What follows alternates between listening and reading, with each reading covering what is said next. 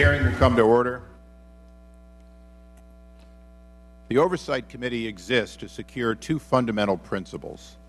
First, Americans have a right to know that the money Washington takes from them is well spent. And second, Americans deserve an efficient, effective government that works for them. Our duty on the Oversight and Government Reform Committee is to protect these rights. Our solemn responsibility is to hold government accountable to taxpayers, because taxpayers have a right to know what they get from their government.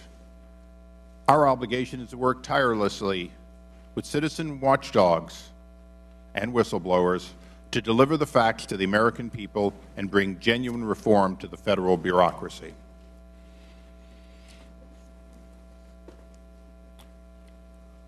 On September 11, 2012, 4 Americans were murdered by terrorists.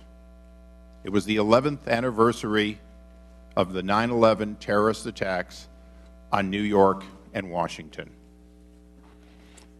Recognizing that the witnesses before us are actual experts on what really happened before, during, and after the Benghazi attacks, I'm not going to recount those events or decisions.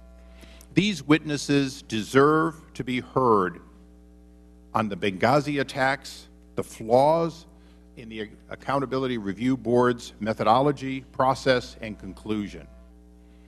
Before I introduce these witnesses and explain some of our efforts to learn more about what happened in Benghazi, can we have those doors closed, please?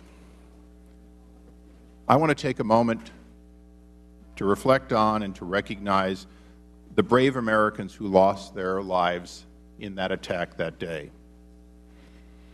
I also want to note that there are friends and immediate family of those killed or injured that are with us here today.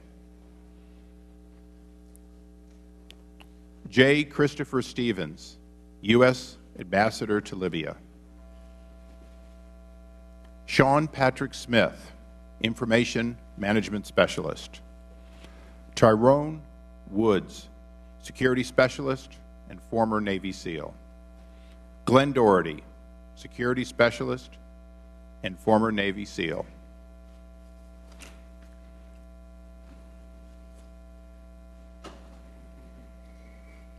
Our goal in this investigation is to get answers, because their families deserve answers. They were promised answers at the highest level when their bodies came home. The President was there, the Vice President was there, the Secretary of Defense was there, the Secretary of State was there. We want to make certain those promises are kept on behalf of those individuals. We also want to make certain that our government learns the proper lessons from this tragedy so it never happens again, and so that the right people are held accountable. I want those watching this proceeding to know that we've made extensive efforts to engage the administration and to see and hear their facts. The administration, however, has not been cooperative, and unfortunately, our minority has mostly sat silent as we've made these requests.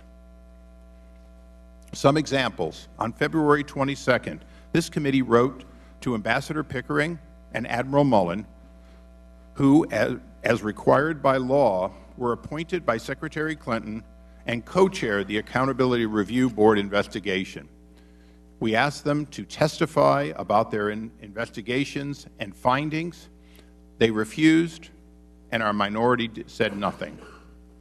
When we asked Ambassador Pickering and Admiral Mullen to speak with us and our committee informally, they again refused, and again there was silence by the minority. When 5 House committee chairmen wrote the White House and requested relevant documents about the Benghazi attacks, we were refused. The committee's minority did not join in a similar call for transparency, and I wish they had. On April 29th, this committee asked the State Department to make 9 current and former officials with relevant information available for this hearing or a separate transcribed interview. The State Department did not even respond. and to date, the minority has not made a similar request. Mr. Cummings, I would like nothing more than to have you work with me on this investigation. Because we've worked on other areas together, I still hold out hope that one day you will stand with me as this administration doesn't cooperate, when they ignore our inquiries.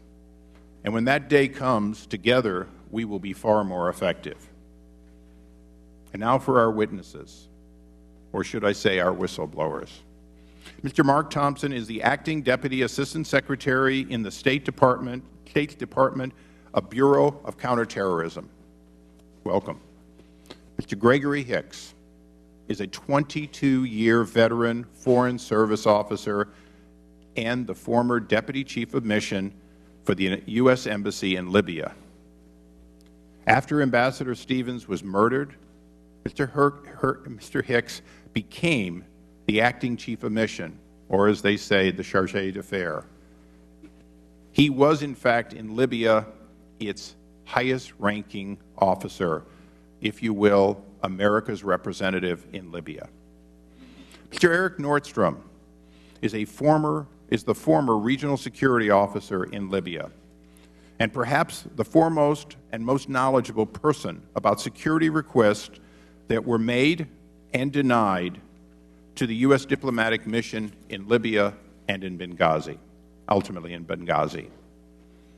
Mr. Cummings, we will have from time to time our disagreements, but I know that for all the members of this committee, we understand that these disagreements must be kept on this side of the dais.